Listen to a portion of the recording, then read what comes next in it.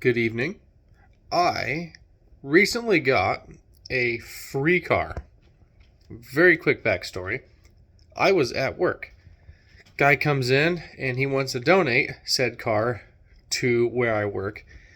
And before I even knew what it was, it said if it's older than a 2010, don't really want it or have a use for it. And then he said, do you want it? And I said, sure, why not? So I ended up with a 1987 Renault Alliance with the 1.7 liter engine. I didn't know anything about these cars until just a few days ago. I had to do a bunch of research. This car is very clean, as you can see. There is almost no exaggeration, about 1/8 of an inch of undercoating underneath the whole thing, so it's very clean. It's a convertible, and it's a manual. Here's a quick shot of the back here. Notice it's kind of crammed in here. I'm running out of space for all my projects. I got this from an older gentleman who, unfortunately, life was getting away from him, and so he wanted to give this thing away so his kids wouldn't have to deal with the car. And so I just went over to look at it, and I showed up and he just handed me the signed title, and I'm like, oh, okay, thanks, appreciate that. But there is one little tiny twist to it. It doesn't currently run. And the story was, and this was less than 6 months ago, so just recently over the summer here. It's currently end of October right now. So he said he backed it out of the garage and then went inside. He shut it off, went inside to go get something, came back out, and it just didn't start. So I guess I'll just show you what it sounds like. He said he narrowed it down to having no spark and then just decided that he was just done with it. Make sure this is up, neutral. So I guess watch it start now, I suppose.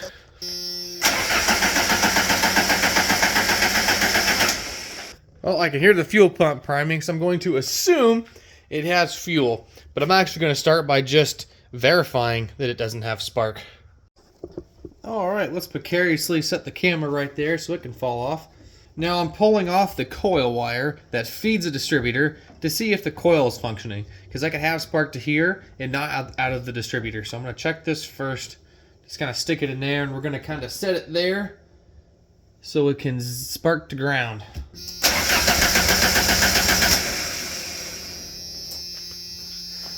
So far, that looks accurate. No spark. Check out the damage on this wire.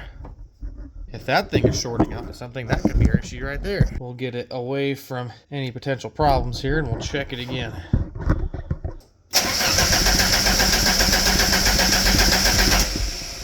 I'm gonna go with his diagnosis as correct. I don't believe I have any spark. Now I see some things right off the bat here that are kind of concerning. Into the coil here, one of these should be like power and ground and then signal from a computer or something of that nature. We have something tapped in here, and it kind of goes down here. Oh my goodness. I don't know. That's completely separate. Where does that go? It goes into the firewall, so that wire must be the tack, which would be ground, most likely. Either way, I'm gonna get the wiring diagram up, see where power and ground is on these plugs. Next, I'm actually gonna make sure that this rotor is actually turning to begin with, because I would imagine the pickup is in here, and if that rotor doesn't turn, you see some rare cases where camshaft is broken half or something weird like that. Alright, got the cap off. It's weird how those back two are different shapes than these front two. You can definitely tell somebody was trying to clean them up a little bit, which is fine. Unfortunately, they have over-torqued this. See how that plastic is cracked on each one of these? Something to be aware of. You don't need to kill these. They're not holding the engine together. But now, I expected this rotor to come out, just to pull out.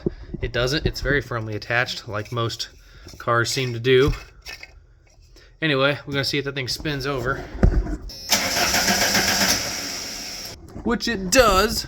So I'm gonna go back here to the basics. I'm gonna make sure my coil has power.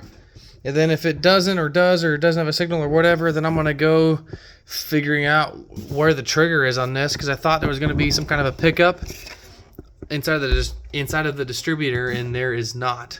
So next I'm gonna check for crank signal. This guy down here is a crankshaft sensor.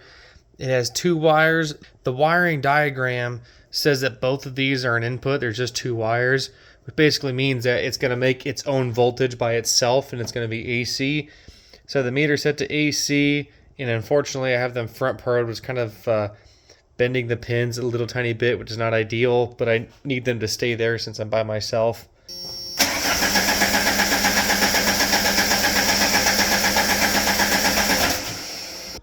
0.2 volts. That's really interesting because earlier when I tested this, it had 1.4 volts. I 100% know for a fact it did. I'm gonna readjust my pins here and check that again.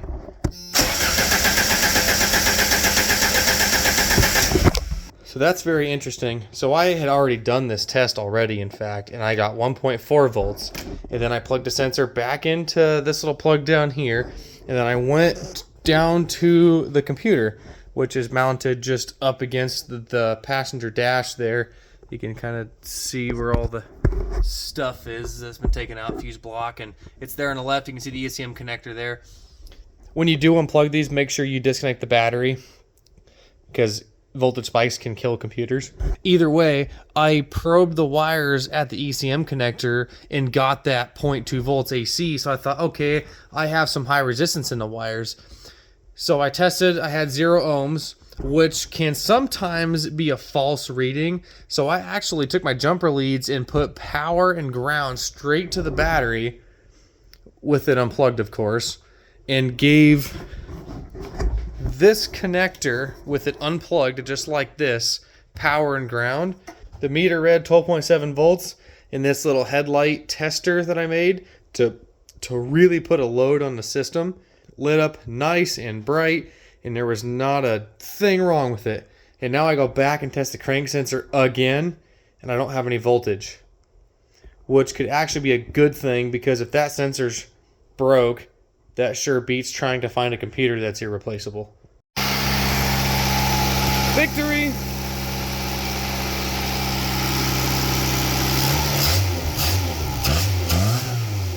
Heavy little thing.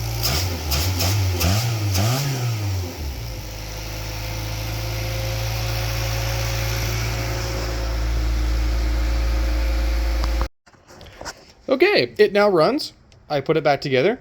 We're gonna go drive this thing. How cold is it outside right now? Cold enough to not want to drive this thing?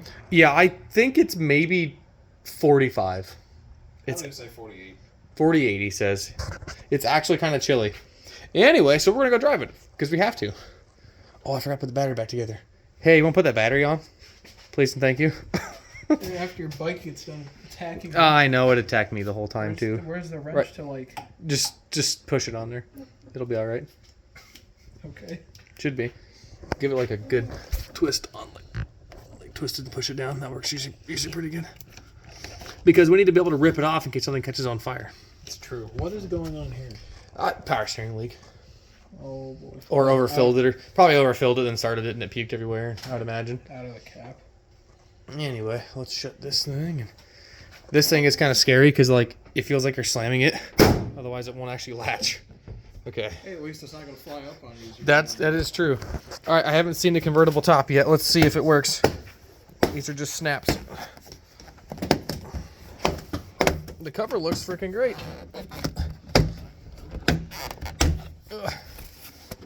Is there more snaps up front, or does it just... Okay. Oh, yeah, there is. Perfect. Alrighty. Tuck it back here. He said the windows don't go up. The crank, ironically enough. Crank windows in a convertible car. Hey, it still runs! Okay, top switch. Down works, but up doesn't want to. Maybe help it up? Oh, it just... Oh, oh, oh, oh. Oh, I need the wide angle lens now. Oh yeah.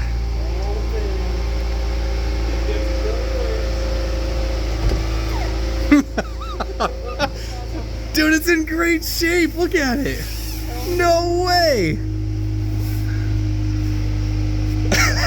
That's like actually awesome. That's cool as crap. I've never had a convertible before. All right.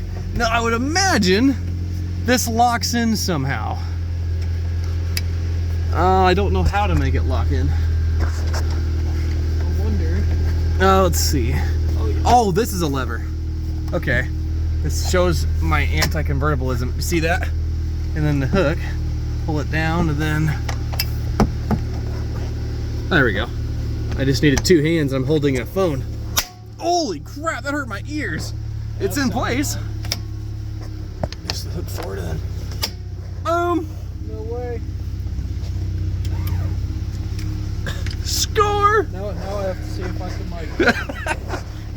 Just do the cover. I guess he said the windows are real sticky, so I guess we're stuck at the windows down, but oh, I can't hear the wind sucky noise anymore. Oh my god, dude, you do not fit in this car. It measures in at 5 feet wide. That's shorter than I am.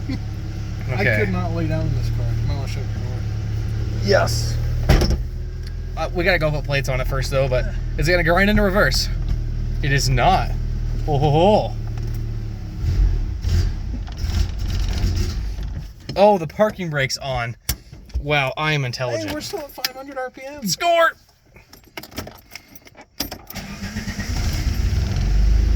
Okay.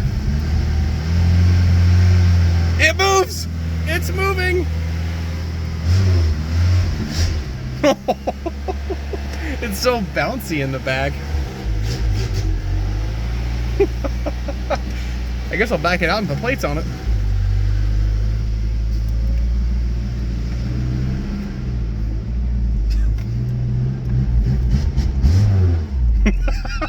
I don't know if it has an exhaust leak or if it just sounds like that. Probably a little bit of both. Oh, the handles like way up front. Oh my God. Sounds so good. Where was it? Okay. Did you check oil? No, I didn't. I mean, the guy drove it less than 6 months ago, but we should check it anyway. Yeah. I'm so freaking excited. I still think we should roll the top down. I would agree. How do I? All right, above the visor. Turn on the light. No, I can't use the flash. I'm using wide angle lens. Okay, gonna undo the lever. That goes up. I'm gonna put the lever back. Yep. I don't know if I need to do that or not, but are we good? Maybe, I don't know if the engine needs to be running or not, but let's find out. And then down. Nope, look at it go.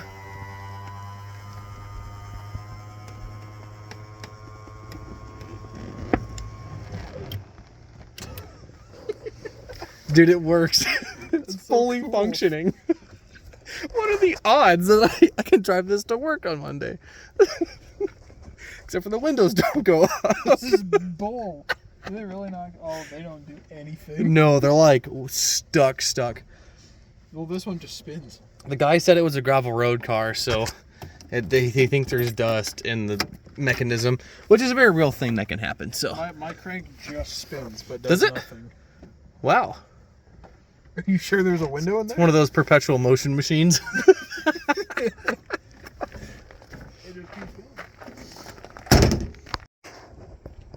Okay, I should have been filming, but I didn't. We went to leave. We put the plates on it, put the insurance registration in the glove box, all ready to go, sat in it, put the top all the way down, ready to go, wouldn't start. After we backed it outside. Anyway, we put AC voltage to the crank sensor again, and we had half a volt instead of the 0.8 we had earlier. So was suspecting of the sensor. I pulled it out. The end of the sensor was covered in a bunch of rusty metal shavings. Not a whole bunch, so like looked like maybe accumulated over a bunch of years. Cleaned that all off, tested it again. It had 0.9 volts. We plugged it back in, car fired right up. So we have 100% have a crank sensor problem, which is awesome because computers are super hard to find. So I will take it. But now we're ready for a ride for real this time, right? It's like 45 degrees outside. The top is down, and I'm confident that it's going to start.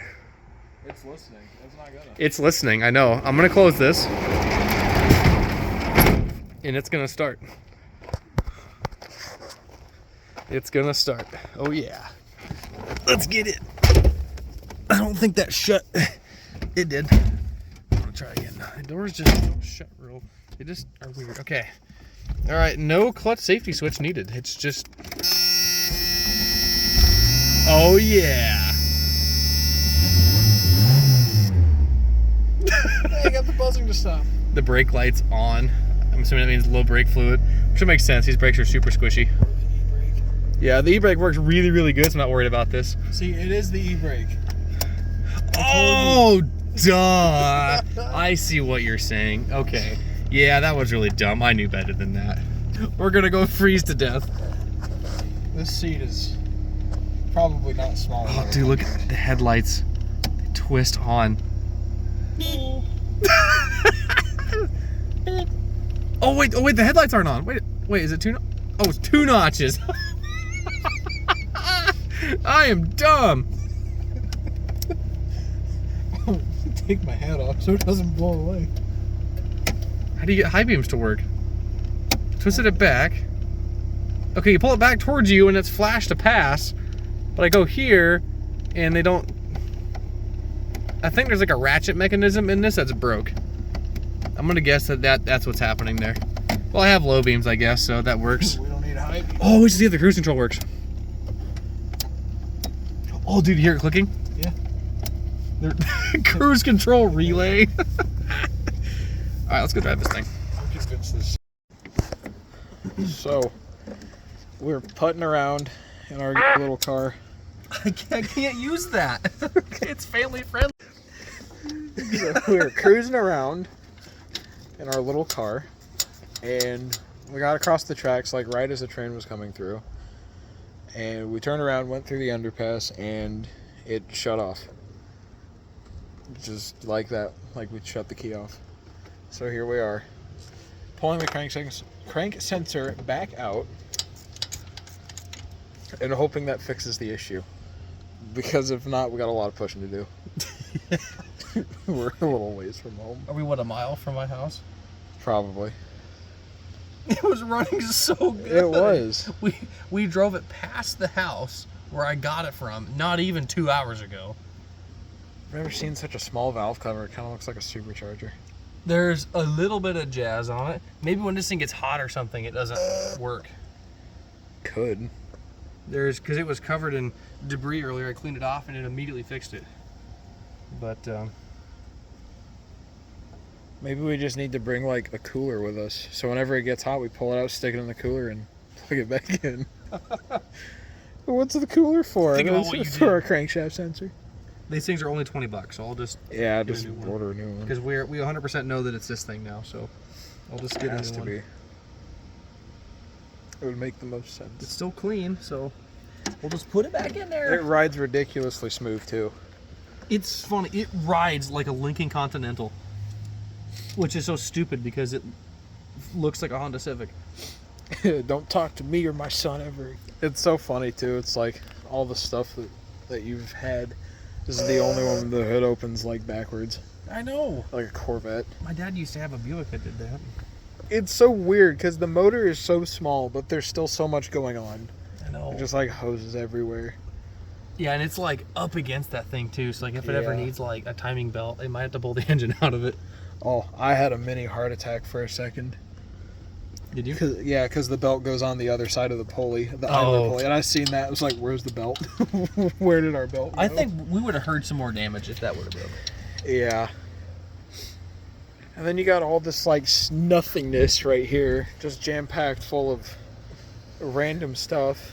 Oh, I forgot to mention, the cruise control works. It does work. The cruise control works good. Works really good. Actually, this is a special occasion. Do you know why? I'm not sure why is it. This is the first time on one of our adventures where we've broken down somewhere. And we're trying to fix it, like, on the fly. I really wonder if the heat's just messing with that sensor. Because if this thing starts, we just need to, like, get in and go. Give it the beans. Should we close the hood in case it does start? We can just go? Sure. Like, to...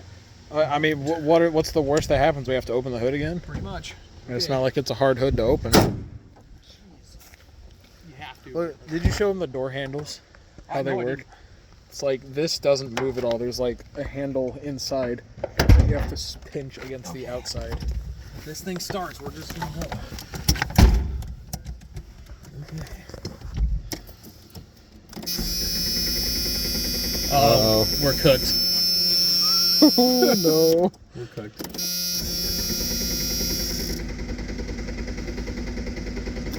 Or do we just sit for a little bit and see if it cools off? We can't. I don't think cranking it more is gonna help. I don't reckon. Are we gonna push this thing? We can for a little bit. Get it closer? Yeah. Because we should jump over to 6th Street. So if we do have to cross the highway, we only got to like do it once. We're not going down the highway. We can do that. Take a left here and then run over. Yeah. I think we can do it. I really don't want to, but I'd rather not let this sit outside. Yeah, there's... Windows don't go up. Yeah. Oh boy. Regardless, it's still a walk that we would have to trek. Yes, and I'm also thinking, if we get it over there, we could see if it starts before we get it across the road. Yeah. Get some airflow going, cool it off. Oh, yeah, all the airflow. Absolutely. All right, well, should we just cut that thing off and push it? I suppose. All right. There, we made it about 2 blocks.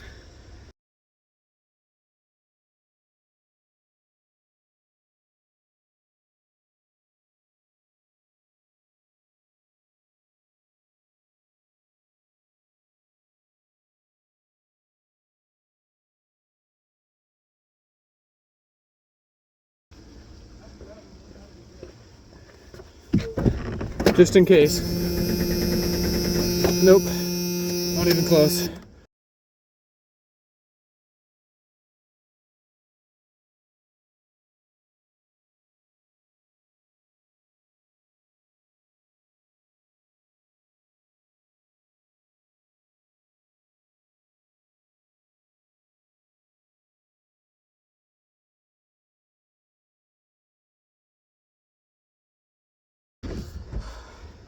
It's back.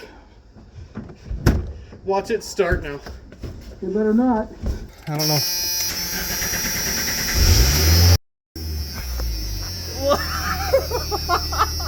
Why?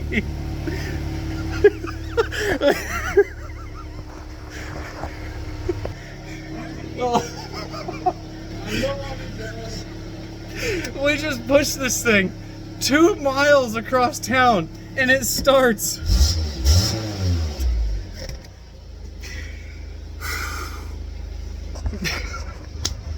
Alright, I'm buying a crankshaft sensor. We'll finish this up later. It is a couple days later. I have a sensor.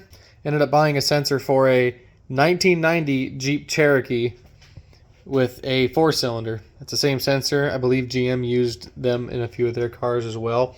This is still the old sensor. The car did start roughly 5 minutes ago, but I just wanted to show you what it was doing now. I believe when the sensor gets hot, it doesn't like that, and then it just kind of doesn't work. But for right now, I have the 0.9 volts needed to make the computer actually recognize that the engine is cranking. So I'm going to go ahead and change this sensor. It's just 2 7/16 volts. Yes, they are standard. I thought it was metric. It is not. And then I'm going to come back and I'm going to test the new one and see what it does, and then plug it in, and then go for a test drive and hope I don't have to walk. All right. Part number for this new sensor is PC87. Standard. I got it from O'Reilly's. Ah, crap. Let my other bolt down on the floor. Anyway, there it is.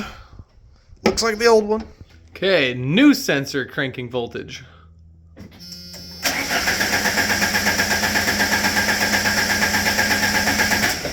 It's less. That's interesting. 0.7?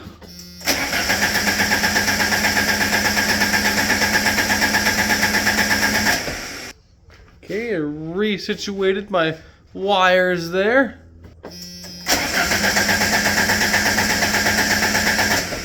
0.7. Well, I guess that should be enough to run.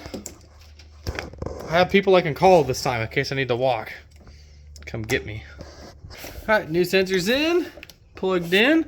So this is the first start with a new sensor.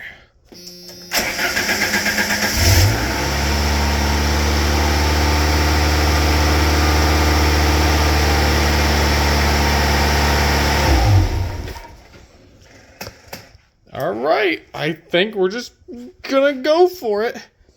I think I'm gonna take this wrench with me in the old sensor just in case. You never know when you might need this thing. Bloop. Bloop. Also, I gotta deliver the garage door opener back to the previous owner. So I'll go show him the car while I'm at it. Alright, it's been idling here for a few minutes in my yard. Genuine complaint. These pedals are way too close together. My foot barely fits between the brake pedal and the panel. There's all this room for more pedals, but no.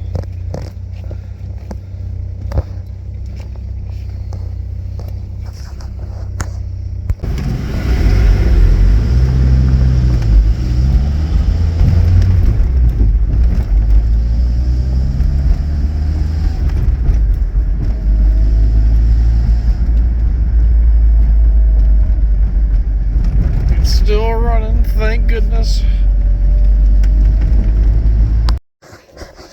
Main voyage was successful.